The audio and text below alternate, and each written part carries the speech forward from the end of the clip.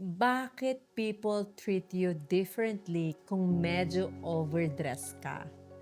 Alam mo ba, dressing well hindi siya tungkol sa vanity. Ito siya, tungkol sa self-respect.